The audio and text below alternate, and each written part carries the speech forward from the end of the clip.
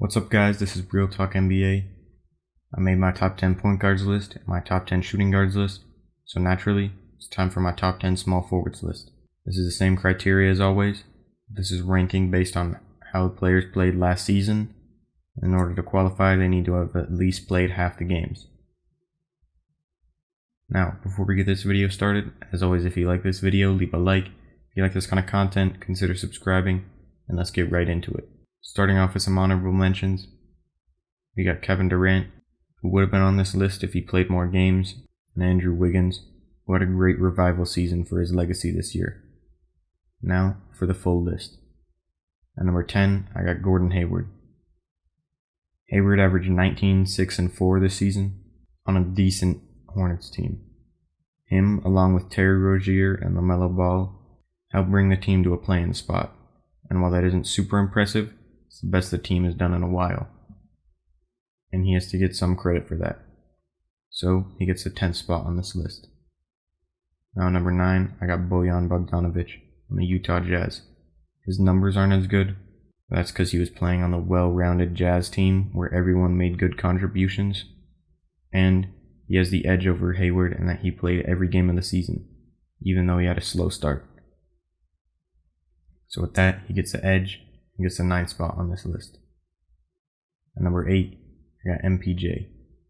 Michael Porter Jr. this season averaged 19 points and 7 rebounds on 54% from the field and 44% from 3, which is just insane for a 6'10" forward.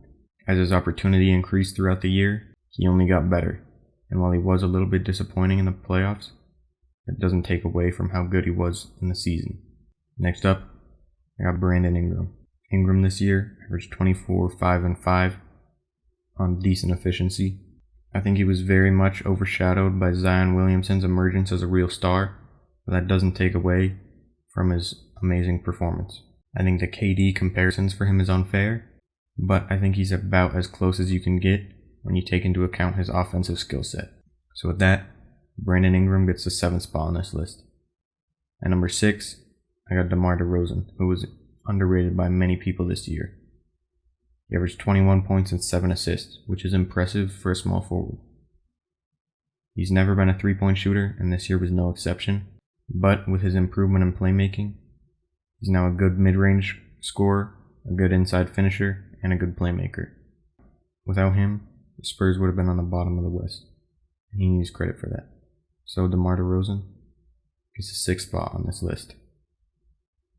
Number 5, I got Chris Middleton. Middleton this year averaged 20, 6, and 5. He had insane efficiency this year, and while his numbers aren't necessarily super impressive, you're always going to be limited when you're playing with someone at the caliber of Giannis. So with that, Chris Middleton gets the top 5 spot on this list. At number 4, I got Jimmy Butler, who averaged 21, 7, and 7. And as I've said plenty, it's not just his stats. Jimmy Butler's a great defender, a great leader, and has an unrivaled work ethic. While the Heat were disappointing, especially in the playoffs, he was definitely not the one to blame, and I think without him, the Heat would be completely clueless. Now moving into the top 3, I got Jason Tatum. Tatum started off the year good and finished it even better, scoring multiple 50-point games and even a 60-point game, tying the franchise record in a short span of time. His run at the end of the season and going into the playoffs solidified him as a real superstar, and I'm hopeful to see what he can bring for us next year. Now at number 2, I have Kawhi Leonard. I shouldn't have to say that much for this one. Kawhi speaks for himself. He's a good offensive player and a great defensive player. While there are better perimeter defenders than him, there's nobody at the same level defensively that's also at the same level offensively. He averaged 25, 6, and 5 on the season, and while he did sit out a lot of games, in the games that he did play, his impact was immeasurable. So Kawhi gets a 2nd spot on this list. And at number 1, I got LeBron James.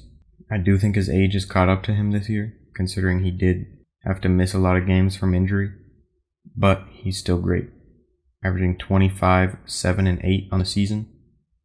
In the games that he did play, LeBron James is LeBron James, and so I shouldn't have to say too much to prove that he deserves this spot on the list. But anyways, guys, that's my top 10 small forwards list for the 2021 season. Is there someone I forgot? Is it totally crazy? Or is it pretty accurate? Let me know in the comments. As always, if you like this video, leave a like. If you like this kind of content, be sure to subscribe, and I will see you in the next video. Peace.